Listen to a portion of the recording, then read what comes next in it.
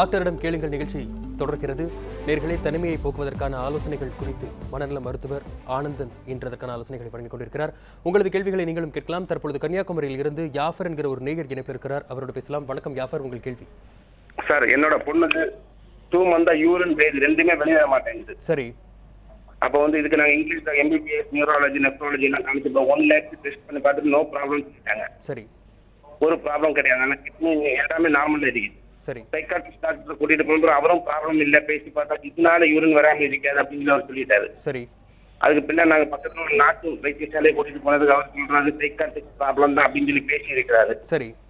இது எதனால இதுக்கு சைக்காட்ரிஸ்ட் ப்ராப்ளம் இருக்குதா? சைக்காட்ரிக் ப்ராப்ளம் இருந்தால் இந்த மாதிரியான பிரச்சனைகள் வருமா அப்படிங்கிற மாதிரியும் கேட்குறீங்க. ஆமா.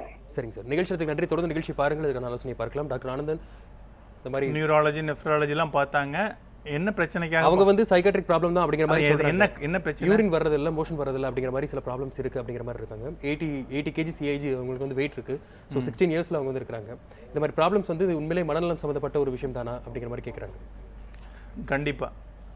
ஏன்னா இப்போ அவர் சொன்னார், நிறைய ஸ்பெஷாலிட்டி டாக்டர்ஸை பார்த்துருக்காங்க, நியூராலஜிஸ்ட்டு பார்த்துருக்காங்க, நெஃப்ராலஜிஸ்ட்டு பார்த்துருக்காங்க, நிறைய ஸ்கேன் பண்ணியிருக்கேன், நிறைய செலவு பண்ணியிருக்கேன், எல்லாரும் ஒன்றும் இல்லைன்னு சொல்லி சைக்கியாட்ரிஸ்ட்டை பார்க்க சொன்னாங்க அப்படிங்கிற மாதிரி தான் சொன்னார்.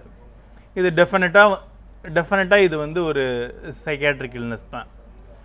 கண்டிப்பாக மோஷன் போகிறது ஒரு பக்கம் இருக்கட்டும், யூரின் டெய்லி போகாமலாம் அவங்களால இருக்க முடியாது. யூரின் போகாமல் அப்படி இருந்ததுன்னா அது வேறு ஏதாவது உடலில் அதோடைய இதை காமிக்கும்.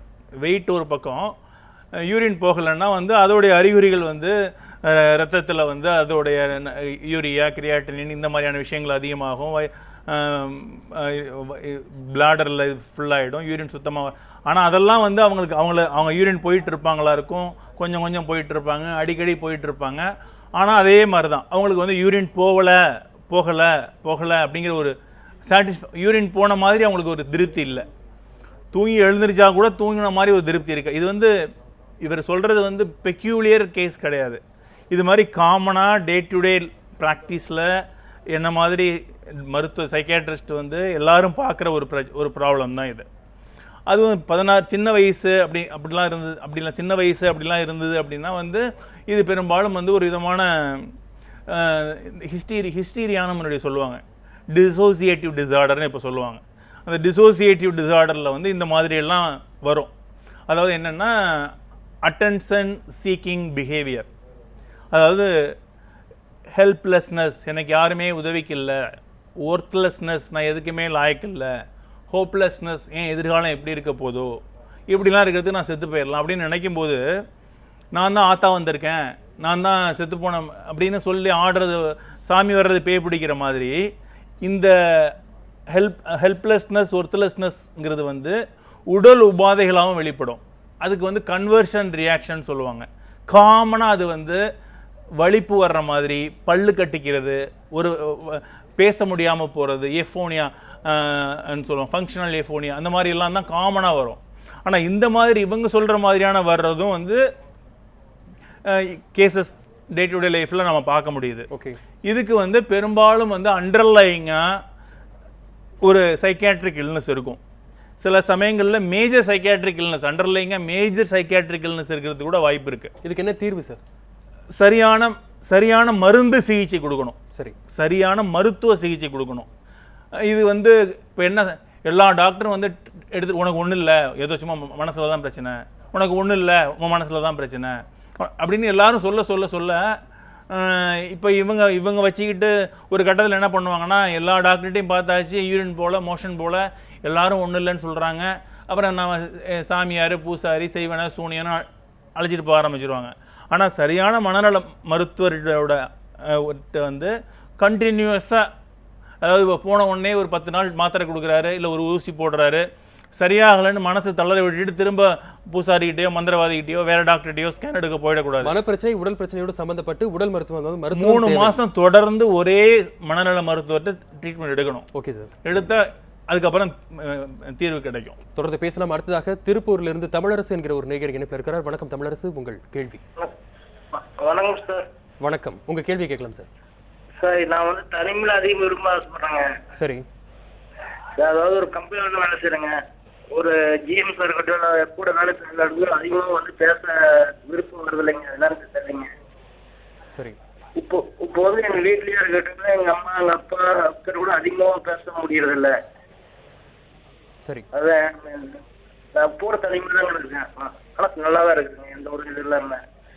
தப்பு வந்து என் மேல இருக்குமோன்னு ஒரு டவுட் இருக்குங்க, அதான் உங்களுக்கு கலந்துருக்கேன். சரி, நிகழ்ச்சிக்கு நன்றி. தொடர்ந்து நிகழ்ச்சியை பாருங்கள் திரு தமிழரசு. இதற்கான ஆலோசனையை பார்க்கலாம். தனிமையில தான் இருக்கிற நான் வந்து அதை விரும்புறேன் அப்படிங்கிற மாதிரியும் சொல்றாரு. கேள்வி எனக்கு புரியல. இல்ல, அவர் வந்து எப்பயுமே நான் வந்து ஒரு கம்பெனில வேலை பார்த்துட்டு இருக்கிறேன், நான் வீட்டுக்குள்ள வந்து தனிமையா இருக்கணும் அப்படிங்கறத தான் விரும்புறேன். நான் வந்து அப்பா அம்மா கூட ஜாஸ்தி என்னால பேச முடியறது இல்லை. இருந்தாலும் இதில் நான் வந்து எந்த ஒரு பிரச்சனையும் இருந்த மாதிரி நான் உணரல. இருந்தாலும் இது வந்து வெளி விவகாரங்கள் பொறுத்த வரைக்கும் வெளியில யாராவது பார்க்கும்போது இது வந்து ஒரு பிரச்சனையா பார்க்கப்படுமா அப்படிங்கிற மாதிரி சொல்றாரு. இல்ல வேற ஏதாவது பிரச்சனை உண்மையில எனக்குள்ள இருக்குமா அப்படிங்கிற மாதிரியும் கேட்கிறாரு. தனிமை சந்தோஷமா இருக்கலாம், தனிமையை பிடிச்சி இருக்கிறாரு, அதனால அவருக்கு எந்த பிரச்சனையும் இல்லை. அதே சமயத்தில் வந்து கூட இருக்கிறவங்களுக்கும் வந்து ஃபார் எக்ஸாம்பிள் குழந்தை வந்து ஒரு சினிமாவுக்கு போகணுன்னு சொல்லுது, பார்க்குக்கு போகணுன்னு சொல்லுது, அந்த மாதிரி விஷயங்களில் மட்டும் கொஞ்சம் கஷ்டப்படுத்தி அவருடைய சுபாவத்தை தாண்டி சில விஷயங்கள்லாம் பண்ண வேண்டியிருக்கும். அதெல்லாம் பண்ணிட்டு அவர் தனிமையை ருசிச்சு வாழ முடியும். சரி, தொடர்ந்து பேசலாம். நேயர்களே, தனிமையை யாரெல்லாம் உண்மையிலேயே தனிமையினால் பாதிக்கப்படுகிறார்கள், அந்த தனிமையிலிருந்து வெளிவருவதற்கான வழிகளாக இணையத்தில் சொல்லப்படுவது என்ன என்பதை பற்றியான ஒரு காட்சி தொகுப்பை இப்பொழுது பார்க்கலாம்.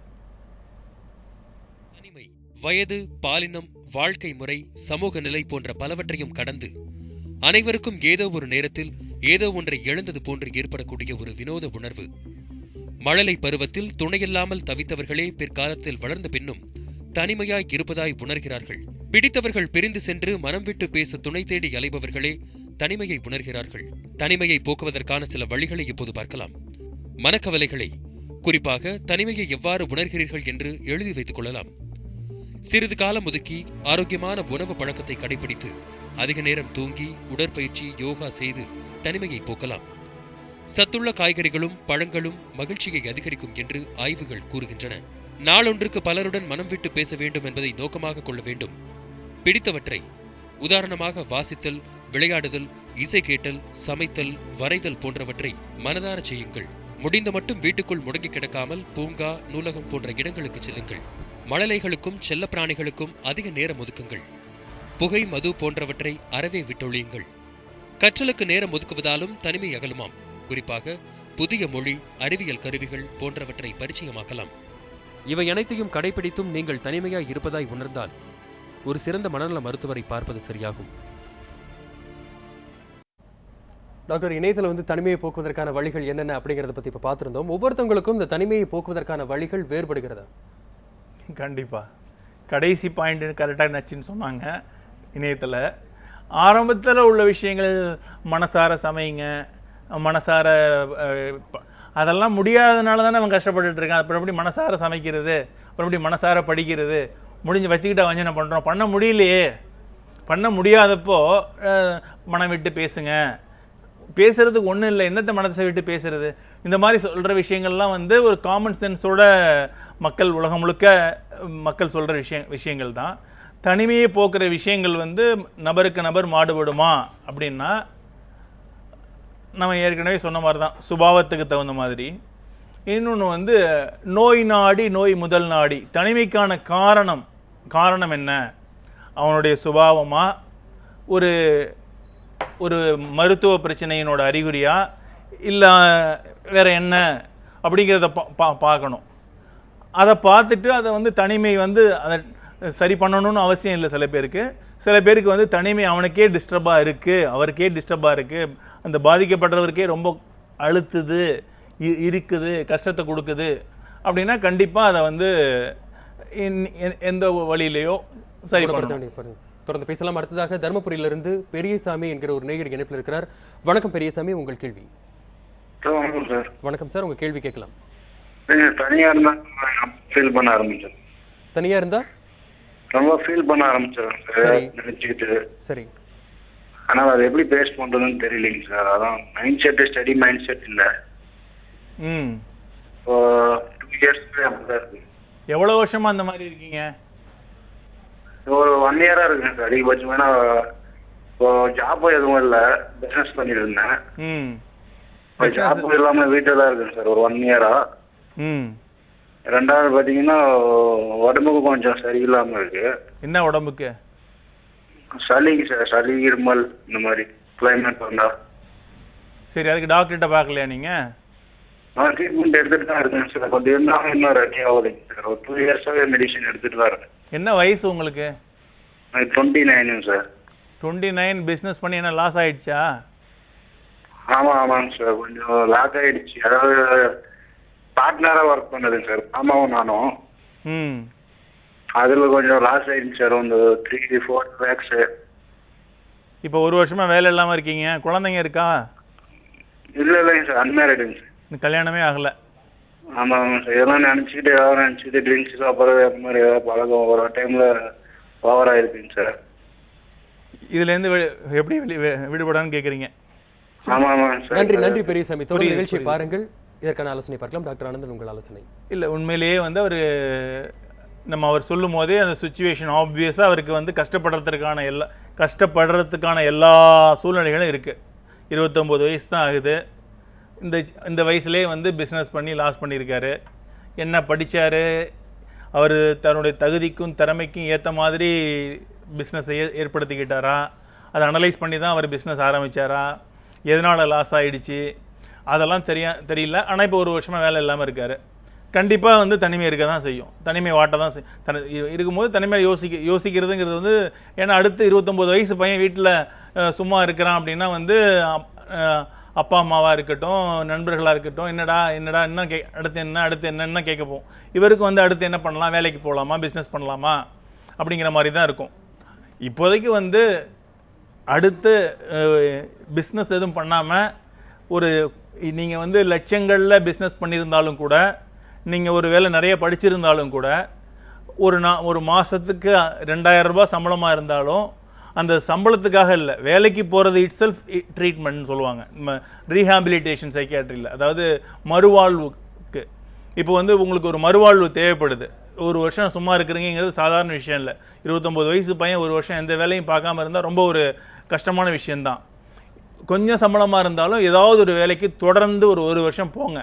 அந்த மாதிரி போகிறதே வந்து உங்களுக்கு ஒரு சிகிச்சையாக இருக்கும். போக முடியல, அடிக்கடி வேலையை மாற்றுறீங்க, மறுவாட்டியும் பிஸ்னஸ் பண்ணுறேன்னு சொல்லிட்டு திரும்ப லாஸ் பண்ணுறீங்க அப்படின்னா அது குணக்கோளாறாக இருக்கிறதுக்கு வாய்ப்பு இருக்குது. அதை வந்து நம்ம இயர்லியராக ட்ரீட் பண்ணிக்கணும். இல்லைன்னா 40 வயசு ஆயிடுச்சுன்னா ஒன்றும் பண்ண முடியாது. ஓகே டாக்டர், தொடர்ந்து பேசலாம். நேயர்களே, எப்பொழுதும் தனிமையை அவாய்ட் பண்ணுவதற்காகவே நாங்கள் இணையத்தோடு இணைந்து இருக்கிறோம், சமூக வலைதளங்களிலேயே நாங்கள் வாழ்ந்து கொண்டிருக்கிறோம் என்று சொல்பவர்கள் உண்மையிலேயே தனிமையை வெல்கிறார்களா? அது எந்த அளவிற்கு உண்மையான ஒரு விஷயம் என்பதை பற்றி பேசலாம். டாக்டரிடம் கேளுங்கள் நிகழ்ச்சியில் ஒரு சிறிய இடைவெளிக்கு பிறகு.